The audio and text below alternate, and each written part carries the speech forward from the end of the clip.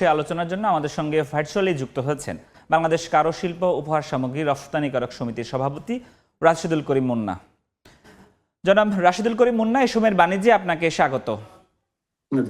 আমরা পলিথিনের ব্যবহার নিয়ে একটি প্রতিবেদন দেখছিলাম। বাণিজ্য মেলায় এবার আবারও উদ্বোধনের দিন ঘটা করে জানানো হলো পলিথিনের ব্যাগ ব্যবহার নিষিদ্ধ। তারপরেও আমরা দেখছি আসলে পলিথিনের ব্যাগ দেদারসে ব্যবহার হচ্ছে। আপনারা যারা বিকল্প পণ্য তৈরি করেন, আপনাদের কাছে সিদ্ধান্তটি কেমন মনে হয়?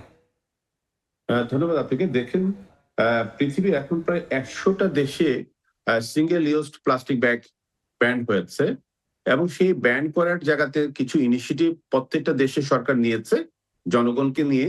সেটা হচ্ছে প্রথমত হচ্ছে সেটা ক্যাম্পিং করেছে, দ্বিতীয়ত হচ্ছে এই সিঙ্গেল ইউজ প্লাস্টিক ব্যবহারের ব্যাপারে উচ্চ মূল্য বা ট্যাক্স আরোপ করেছে এবং সেই সাথে বিকল্প পণ্যটাকে জনগণের মাঝে পৌঁছে দেওয়ার ব্যবস্থা করেছে। সেই সাথে যে কাজটা করেছে যে তারাও যে সিঙ্গেল ইউজ প্লাস্টিকের যে উৎপাদনকারী প্রতিষ্ঠান আছে তাদেরকে বিকল্প পণ্য উৎপাদনের ব্যাপারে নীতি সহায়তা দিয়েছে, আর্থিক সহযোগিতা সহ।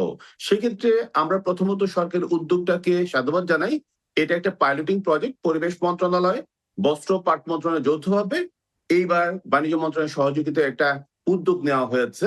তা আপনি যথার্থই বলেছেন, এই জায়গাতে আমাদের একটা ল্যাকিং হচ্ছে যে ক্যাম্পিং এর জায়গাতে একটা ঘাটতি আছে এবং সেই ঘাটতিটাকে কারণেই কিন্তু আজকে দেখছেন যে অন্যরা প্লাস্টিক সহ অন্যান্য বিকল্প পণ্য ব্যবহার এখনো করছে, অব্যাহত রাখছে। সুতরাং আমি মনে করি যে এই অভাবটা ছিল যে এই বিকল্প পণ্যের একটা সুযোগটা ছিল না বা বিকল্প পণ্যটা হাতের নাগালে ছিল না। এটা যেহেতু একটা বড় আয়োজন, এই বাণিজ্য মেলায় ঢাকা শহর এবং ঢাকা শহরের বাইরে প্রচুর লোক যায়, সুতরাং তারা অন্তত অভ্যস্ত হওয়ার একটা সুযোগটা পাবে এই উদ্যোগের মাধ্যমে।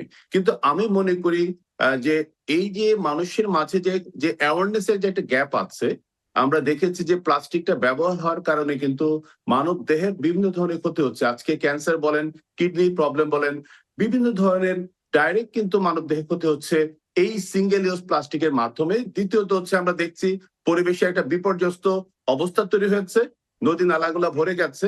আমাদের এই ধারাবাহিকতা কৃষিতে কিন্তু একটা ব্যাপক ক্ষতি হচ্ছে, যেটা দীর্ঘমেয়াদী প্রভাব ফেলবে। সুতরাং আগামী প্রজন্মের সুরক্ষার জন্য কিন্তু আমরা যদি চিন্তা করি তাহলে আমাদেরকে সিঙ্গেল ইউজ প্লাস্টিকের যে ব্যাপক একটা ক্ষতি আছে এই বিষয়টাকে মাথায় রেখে আপনি আমি জনগণ সবাইকে কিন্তু চিন্তা করতে হবে যে আমরা বিকল্প পথে যেতে পারি কিনা। প্রশ্নটা হচ্ছে প্লাস্টিকের দাম এবং শপিং জুট ব্যাগের দাম অনেক এক্সপেন্সিভ, মানে গ্যাপটা অনেক বেশি।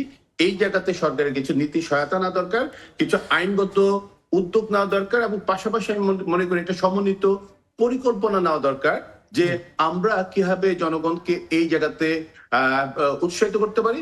পাশাপাশি এই যে এই পণ্যটা একটা রিসাইক্লিং প্রসেস হতে পারে কিনা, কারণ যারা উদ্যোক্তা প্লাস্টিকের সাথে যারা যুক্ত আছে, সিঙ্গেল ইউজ প্লাস্টিক উৎপাদন করছে, বাজারজাত করছে, তাদেরকে কিন্তু একটা বিকল্প পথ দিতে হবে। আদারওয়াইজ কিন্তু হচ্ছে এটা সফল হবে না। আগে উদ্যোগটা নেওয়া হয়েছিল, সেটা ব্যর্থ হয়েছে এবং এই ক্ষেত্রে আমি মনে করি সরকারকে একটু সমন্বয়, শুধুমাত্র পাইলটিং প্রজেক্টের আওতায় এটাকে চিন্তা না করে একটা লং টার্ম যদি স্ট্র্যাটেজিক প্ল্যান নেওয়া হয়, আমি মনে করি সেটা একটা সুফল আসবে। যেটা একসময় কিন্তু ইট কিন্তু 100% হচ্ছে গাছ পুড়িয়ে কাঠ পুড়িয়ে কিন্তু উৎপাদন হতো, যেটা কিন্তু সরকারের কিছু নীতি সহায়তার কারণে যারা উৎপাদন করতো তারা অটোমেশনে চলে আসছে। এখনো যদি একটা অংশ হচ্ছে কাঠ পুড়িয়ে ইট উৎপাদন করছে, কিন্তু একটা বড় অংশ কিন্তু এখন অটোমেশনে চলে আসার কারণে কিন্তু পরিবেশ বান্ধব ইট তৈরি হচ্ছে।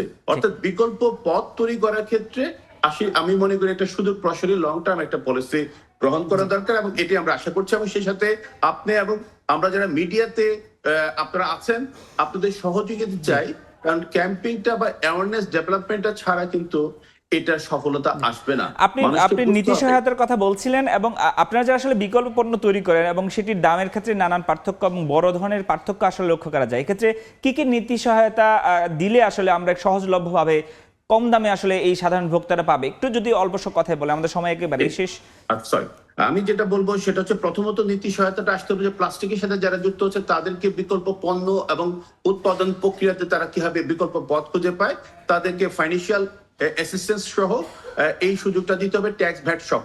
দ্বিতীয়ত হচ্ছে আমরা যারা করছি, উৎপাদন করছি, আমরা কিভাবে কাঁচামালটাকে সহজলভ্য ভাবে পাবো এবং উদ্যোক্তারা কিভাবে উদ্যোগ যে নিবে সেই উদ্যোগের ধারাবাহিকতা কিভাবে তারা অব্যাহত রাখবে, সেখানে ফাইন্যান্সিয়াল সাপোর্ট সহ আমরা মনে করি যে আমাদেরকে এই মার্কেটিং এর জায়গাতে সরকারের কিছু নীতি সহায়তা দরকার। প্রত্যেকটা ডিস্ট্রিক্ট, প্রত্যেকটা থানা, প্রত্যেকটা ইউনিয়ন একটা ক্যাম্পিংটা খুব জরুরি হয়ে গেছে। এই ক্যাম্পিংটা হচ্ছে আমরা সরকারের কাছে চাচ্ছি যে সরকারের যে প্রশাসন ব্যবস্থাপনা আছে এটার মাধ্যমে আমরা কিভাবে মানুষের কাছে যেতে পারি, এই বিষয়টা খুব গুরুত্বপূর্ণ। এই অন্তর্বর্তী সরকার দায়িত্ব নেওয়ার পর নতুন করে যখন নিষিদ্ধের এই বিষয়টি সামনে আনলো, আমরা দেখলাম নানা ধরনের প্রচারণা, সেটি কি যথার্থ বলে মনে হয়েছে এবং সামনের দিকে আরো কি কি প্রচারণা আসলে দরকার আপনার কাছে কি মনে হয়? আমি মনে করি প্রচারণার জায়গাটা খুবই সীমিত হয়েছে এবং এই যে পাইলটিং প্রজেক্টের ডিজাইনে যেটা ভুল আছে সেটা হচ্ছে পুরোটাই হচ্ছে ব্যাগ উৎপাদনের জন্য খরচ করার লক্ষ্য রাখা হয়েছে।